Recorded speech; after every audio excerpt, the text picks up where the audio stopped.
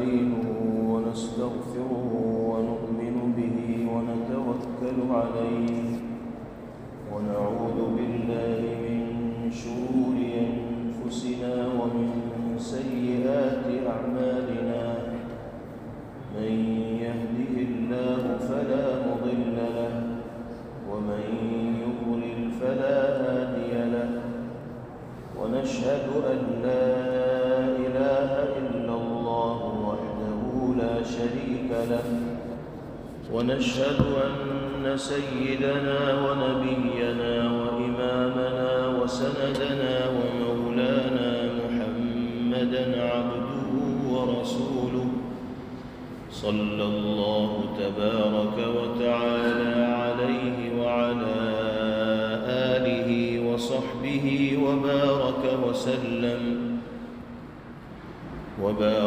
وسلم تسليما كثيرا أما بعد فأعوذ بالله من الشيطان الرجيم بسم الله الرحمن الرحيم إنا أنزلناه في ليلة القدر وما أدراك ما ليلة القدر ليلة القدر خير من 1000 شهر تنزل الملائكة والروح فيها بإذن ربهم من كل أمر سلام هي حتى مطلع الفجر صدق الله مولانا العلي العظيم۔ اللہ کے فضل و کرم سے رمضان کے اس مبارک مہینے کے 2 عشرے تقریباً گزر گئے ہیں اور تیسرا عشرہ شروع ہوا چاہتا ہے۔ اللہ تعالی ان 2 عشروں میں ہماری جانب سے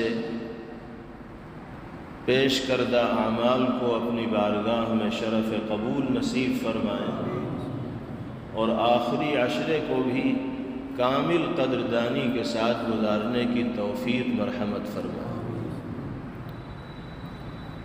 یوں تو رمضان کا ہر لمحہ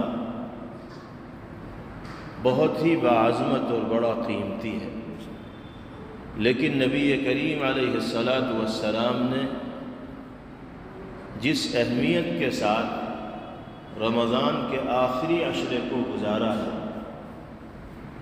اور جس کیفیت کے ساتھ عشرہ اخیرہ پیغمبر علیہ السلام کی زندگی میں گزرا ہے، پہلے 2 عشروں میں وہ کیفیت اللہ کے حبیب صلی اللہ علیہ وسلم کی نہیں رہا کرتی۔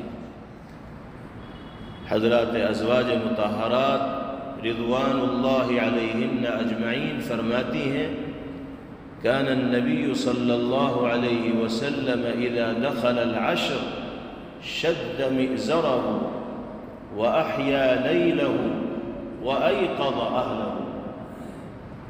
نبی کریم علیہ السلام کی زندگی میں جب رمضان کا عشرہ اخیرہ شروع ہوتا تو آپ کمر کس لیا کرتے تھے۔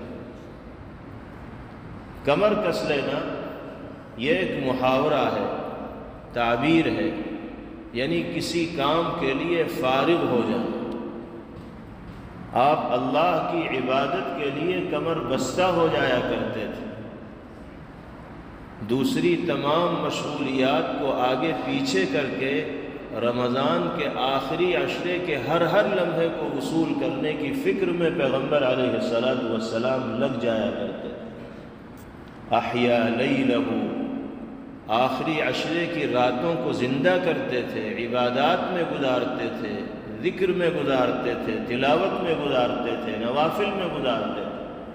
وَأَيْقَظَ أَهْلَهُ، اور گھر والوں کو بھی آخری عشرے کی راتوں میں بیدار کیا کرتے تھے۔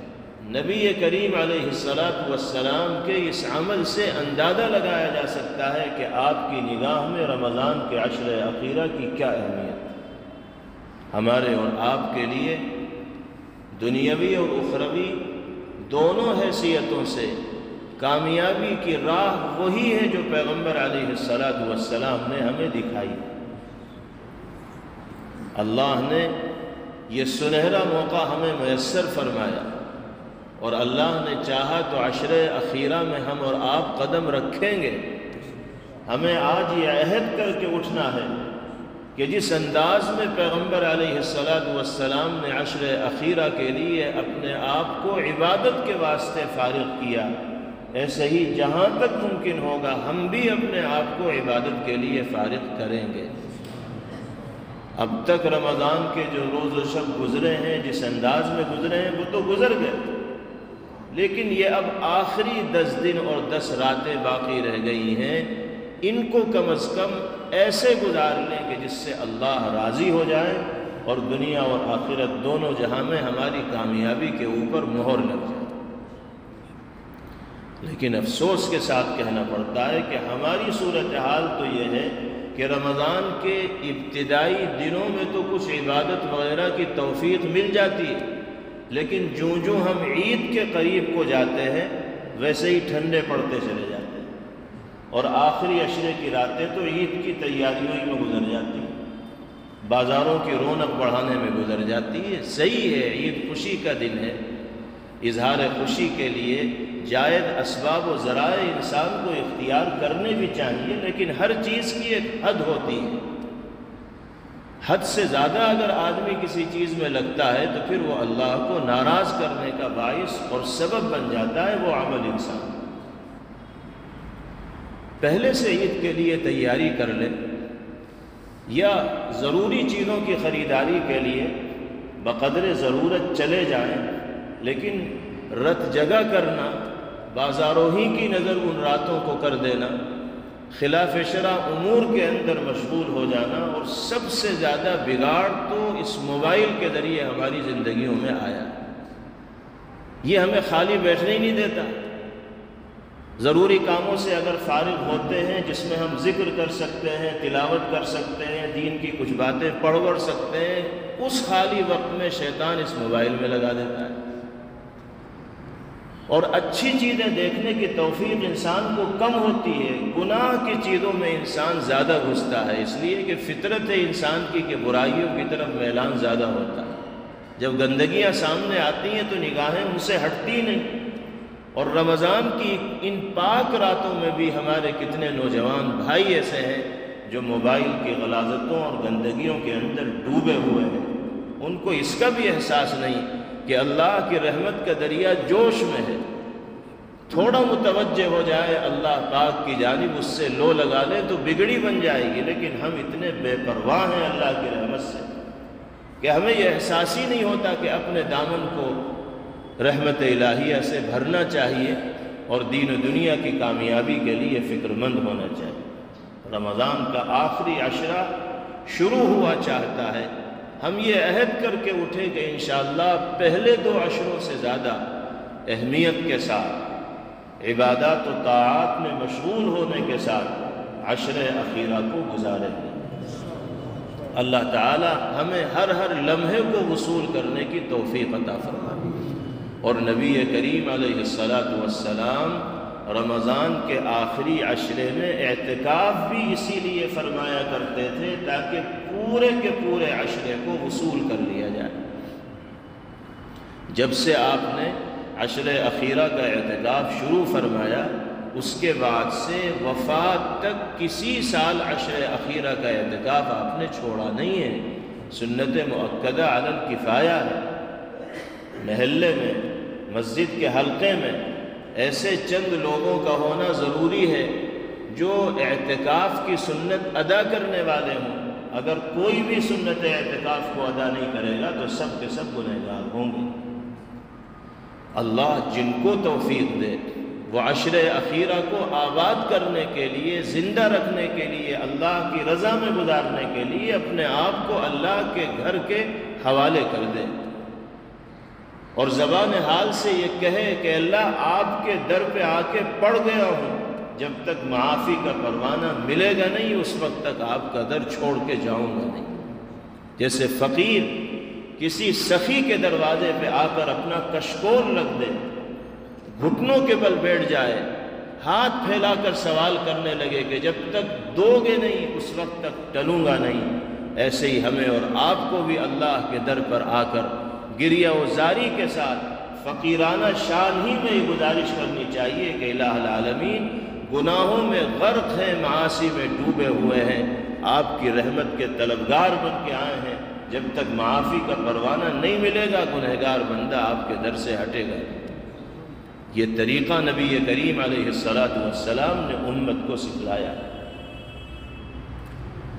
رمضان کا ہر لمحہ بڑا باعظمت اور بڑا قیمتی، دن بھی بہت قیمتی ہیں، رات بھی بہت قیمتی۔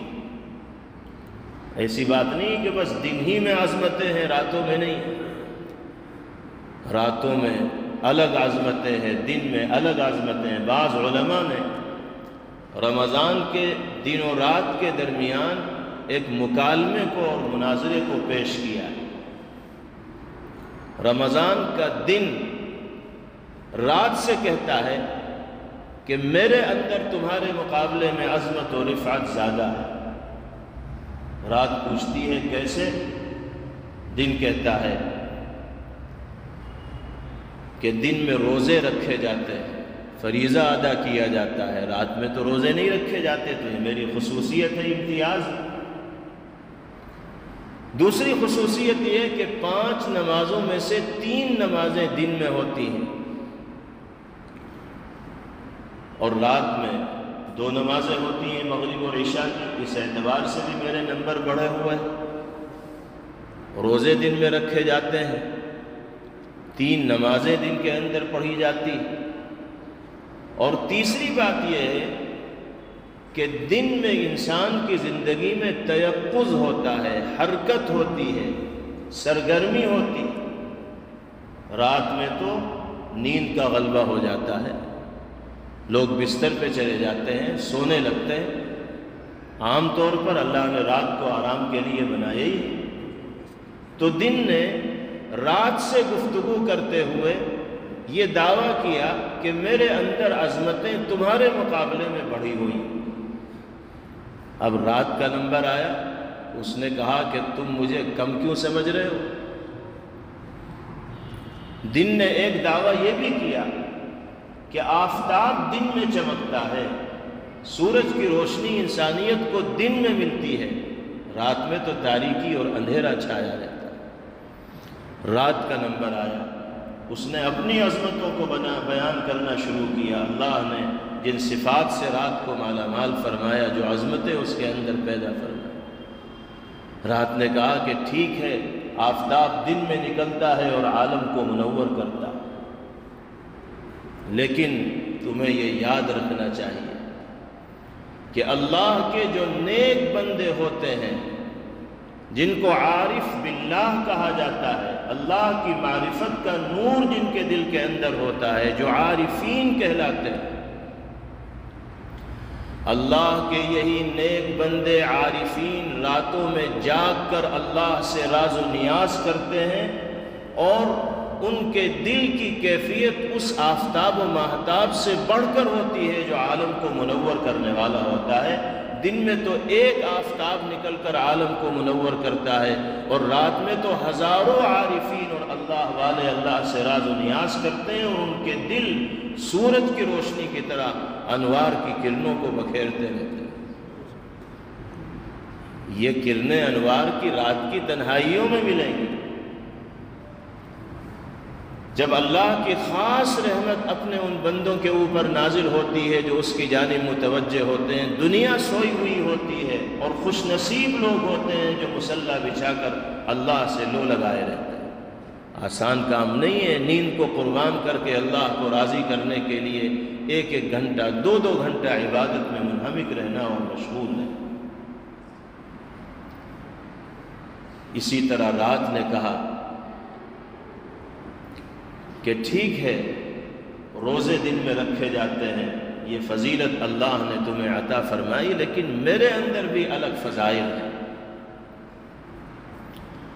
اللہ سے حقیقی عشق و محبت کا جذبہ رکھنے والے لوگ اللہ کا قرب رات ہی کے حصے میں حاصل کرتے ہیں، کیونکہ نبی کریم علیہ السلام نے ارشاد فرمایا کہ رات کے آخری پہر میں عبادت کے دوران سجدہ کرتے ہوئے انسان اللہ کے جتنے قریب ہوتا ہے 24 گھنٹے میں کسی اور وقت انسان کو اللہ کے اتنے قریب جانے کا موقع نہیں ملتا۔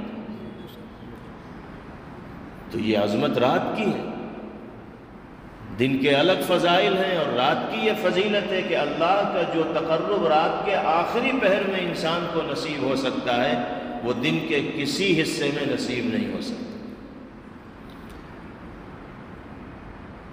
اللہ تعالی نے سرکار دو عالم جناب محمد الرسول اللہ صلی اللہ علیہ وسلم کو معراج کا جو سفر کرایا تھا وہ بھی رات ہی میں کرایا تھا۔ یہ بھی بہت بڑی فضیلت ہے رات کی۔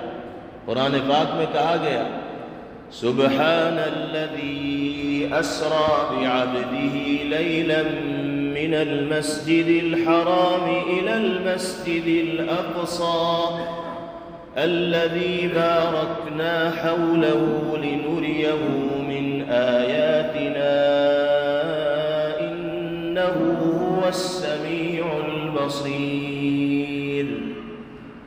پاک ہے وہ ذات جو اپنے بندے کو یعنی پیغمبر علیہ السلام کو راتوں رات مسجد حرام سے مسجد اقصی کی جانب لے گئی۔ وہ مسجد اقصی جس کے ارد گرد کو ہم نے متبرک کر رکھا ہے، برکتوں سے گھیر رکھا ہے، اور ہم نے یہ سفر اپنے حبیب صلی اللہ علیہ وسلم کو اس لیے کرایا تاکہ ہم انہیں اپنی قدرت کی نشانیاں دکھلائیں۔ اللہ خوب سننے والے اور خوب دیکھنے والے، تو یہ بھی رات کی ایک فضیلت۔ اور آخری فضیلت رات نے جو بیان کی تو پھر دن کے پاس جواب دینے کے لیے الفاظ نہیں رہے۔ رات نے کہا کہ تمہاری فضیلتیں اپنی جگہ، لیکن قرآن پڑھو اللہ کیا فرماتے ہیں۔ رمضان کے آخری عشرے میں ایک رات وہ ہوگی کہ جس کو شب قدر کہا جائے گا، اور جس میں عبادت 1000 مہینوں میں عبادت کرنے کے برابر ہوگی، اس سے بہتر ہوگی۔ اور 1000 مہینوں میں دن بھی آ گئے۔ لیلۃ القدر خیر من 1000 شہر۔ اس فضیلت کو سن کر دن نے بھی سر تسلیم خم کیا اور یہ کہنے پر مجبور ہوا کہ واقعتاً جن فضائل کا حامل اللہ نے رات ہونے کی شکل میں تمہیں بنایا ہے، میرے اندر اتنی فضیلتیں نہیں ہیں۔ تو اللہ نے دونوں میں فضیلتیں رکھی۔ ہر لمحہ اتنا قیمتی ہے کہ اس کو انسان وصول کرے تو دنیا اور آخرت دونوں سنور جائے، یہاں اور وہاں کی کامیابیاں انسان کے لیے مقدر بن جائیں۔ عشر اخیرہ کو وصول کرنے کی بہترین شکل یہ ہے کہ اعتکاف کیا جائے۔ اعتکاف ایک طرح کی ٹریننگ ہے، تربیتی کورس ہے۔ سال بھر ہم مختلف طرح کے کاموں میں مصروف رہتے ہیں، سال میں 10 دن اللہ کی رضا حاصل کرنے کے لیے اپنے آپ کو فارغ کرنے کی ٹریننگ لیں۔ اعتکاف کا فائدہ یہ ہوگا کہ کم سے کم 10 دن تکبیر اولیٰ کے ساتھ باجماعت نماز پڑھنے کی توفیق میسر ہو جائے گی، اور یہ بہت بڑی فضیلت ہے کہ 10 دن باجماعت تکبیر اولیٰ کے ساتھ نماز مل جائے، ورنہ عام دنوں میں پابندی کرنا بڑا مشکل ہوتا ہے، اور عید کا چاند دیکھتے ہی تو مسجد سے بالکل دل ہٹ جاتا ہے، مسجدیں خالی ہو جاتی ہیں۔ اعتکاف کی برکت سے تکبیر اولیٰ کے ساتھ باجماعت نماز کی پابندی میسر ہو۔ دوسرا فائدہ یہ ہے کہ اللہ کا قرب انسان کو نصیب ہو۔ تیسرا فائدہ یہ ہے کہ شب قدر کو وصول کرنے کی توفیق میسر ہو، کیونکہ اعتکاف میں آدمی اگر سو بھی رہا ہوگا تو بھی وہ عبادت کرنے والا شمار کیا جائے گا۔ شب قدر گزرے گی تو وہ شب قدر کے دوران اللہ کی رضا کے لیے مسجد میں موجود ہونے والا شمار کیا جائے گا، کسی نہ کسی درجے میں اسے شب قدر کو وصول کرنے کی توفیق میسر ہو۔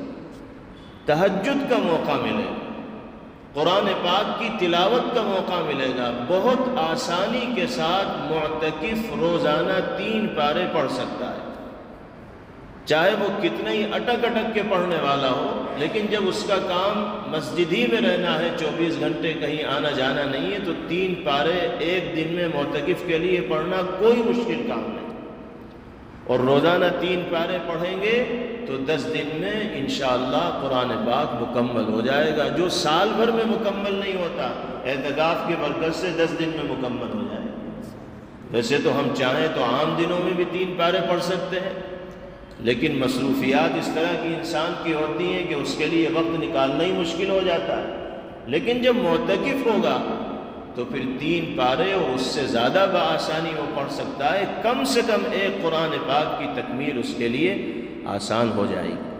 تو ارادہ کریں اللہ جس کو توفیق دیں، جو وقت نکال سکتا ہو وہ مسنون اعتکاف کرے، اور اگر مسنون اعتکاف کا موقع نہیں ہے تو جتنے دن اور جتنی راتیں اللہ آپ کو مسجد کے لیے فارغ کرنے کا موقع مرحمت فرمائیں، اپنے آپ کو مسجد کے لیے ضرور فارغ کیجئے۔ مسجد کا جو نورانی ماحول ہے، مسجد کا جو تقدس ہے، مسجد میں جو موجود رحمت کے فرشتے ہوتے ہیں، ان کی جب صحبت انسان کو نصیب ہوگی تو اسی سے اللہ نے چاہا تو دل کی دنیا بدلے گی، طاعات اور خیر کے جذبات دل کے اندر پیدا ہوں گے، اور گناہوں سے نفرت انسان کے دل کے اندر آئے گی۔ اور آخری بات یہ ہے کہ کم سے کم اتنا عہد آخری عشرے کے بارے میں ضرور کر لیجئے کہ ملٹی میڈیا موبائل کا غیر ضروری استعمال نہیں کریں، بند کر کے رکھ دیجئے۔ بہت مجبوری ہو اگر حساب کتاب کے لیے یا کاروباری ضروریات کے لیے تو آپ استعمال کر لیجئے، کم سے کم 10 دن تو اس سے پیچھا چھوڑیے۔ اگر اللہ نے آپ کو اپنے نفس پر قابو دیا ہے کہ آپ غلط استعمال نہیں کریں گے اور وقت بیکار نہیں کریں گے، وقت ضائع نہیں کریں گے، اگر اتنا قابو آپ کو اپنے نفس پر ہے تو ٹھیک ہے ساتھ رکھیے، لیکن اگر اتنا قابو نہیں ہے تو 10 دن ہی صحیح عارضی طور پر طلاق دے دیجئے ملٹی میڈیا موبائل کو۔ خاص طور پر ہمارے نوجوان بھائی یہ عزم کر لیں، کوئی آفت نہیں آ جائے گی، کوئی آسمان نہیں ٹوٹ پڑے گا، کوئی کام اللہ نے چاہا تو نہیں رکے گا، اور 10 دن اگر اپنے نفس پر ہم جبر کریں گے اور اس کو برائی سے روکیں گے تو اللہ نے چاہا تو رمضان کی برکتوں سے دل برائیوں سے متنفر ہو جائے گا، اور پھر آگے بھی انشاءاللہ گناہوں کی طرف طبیعت کا میلان نہیں ہوگا۔ لیکن قدم تو بڑھانے پڑیں گے نا، ہمت تو کرنی پڑے گی، شروعات تو کرنی پڑے گی، اس لیے یہ عہد تو کرنا ہوگا۔ اللہ مجھے بھی توفیق دے اور آپ سب کو توفیق دے۔ میں اپنے نوجوان بھائیوں سے خاص طور پہ گزارش کر رہا ہوں جو یہاں موجود ہیں، وہ ہاتھ اٹھا کر اپنے عزم کا اظہار کریں کہ انشاءاللہ موبائل سے دور رہیں گے 10 دن انشاءاللہ۔ اللہ ہم سب کو عمل کی توفیق عطا فرمائیں اور اپنے وقت کو اپنی عبادت و طاعت کے لیے فارغ کرنے کی توفیق نصیب فرمائیں۔ اعتکاف کتنا عظیم الشان عمل، نبی کریم علیہ السلام نے فرمایا من اعتکف یوما ابتغاء وجہ اللہ، جو ایک دن اللہ کی رضا کے لیے اللہ کے گھر آ کے پڑ جائے گا تو اللہ اس کے اور جہنم کے درمیان 3 خندقیں پیدا کریں گے، اور ہر خندق کی مسافت اتنی ہوگی جتنی آسمان و زمین کے درمیان دوری ہوتی۔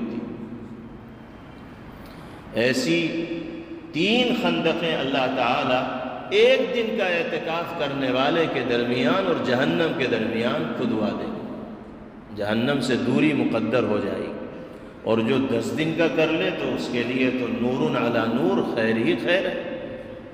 اسی طرح نبی کریم علیہ السلام نے فرمایا المعتکف یعتکف الذنوب وَيَجْرِي لَهُ مِنَ الْحَسَنَاتِ كَعَامِلِ الْحَسَنَاتِ كُلِّهَا۔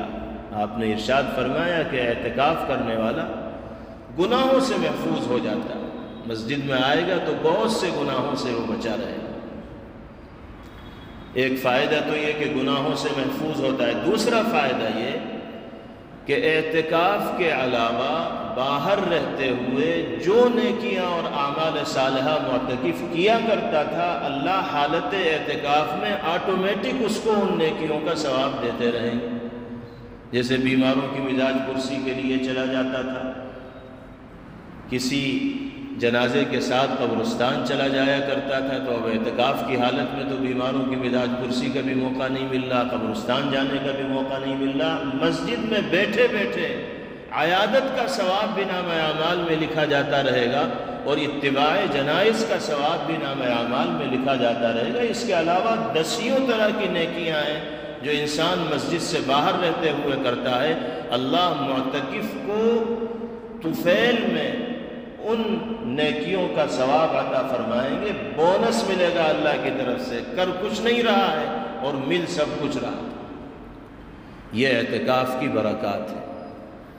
اور اعتکاف میں جہاں تک ممکن ہو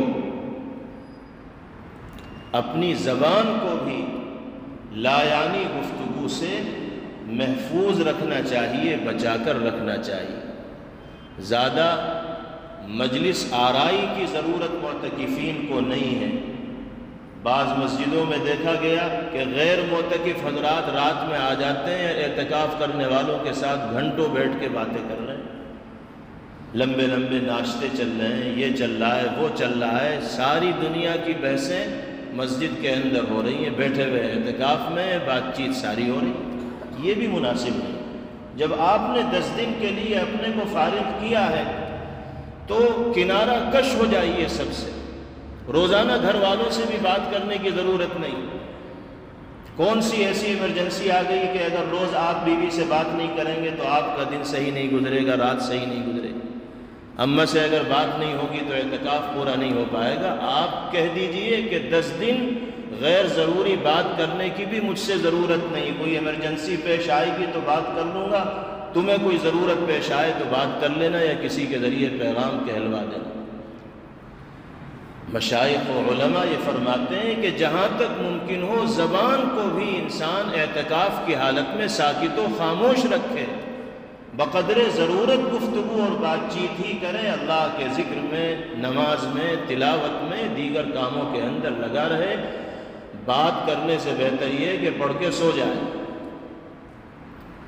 خاموش رہے، راحت و آرام حاصل کرے، لیکن غیر ضروری گفتگو شنید کرنا، بات چیت کرنا معتکفین کے لیے یہ بھی مناسب نہیں ہے۔ بہرحال عشر اخیرہ شروع ہوا چاہتا ہے، اللہ تعالی ہم سب کو اس عشرے کی برکتوں سے خوب لطف اندوز ہونے کی توفیق نصیب فرمائیں، اور باری تعالی ہر لمحے کو قدردانی کے ساتھ گزارنے کی دولت سے ہم سب کو مالا مال فرمائیں، زندگی میں بار بار اللہ یہ لمحات ہمیں نصیب فرمائیں۔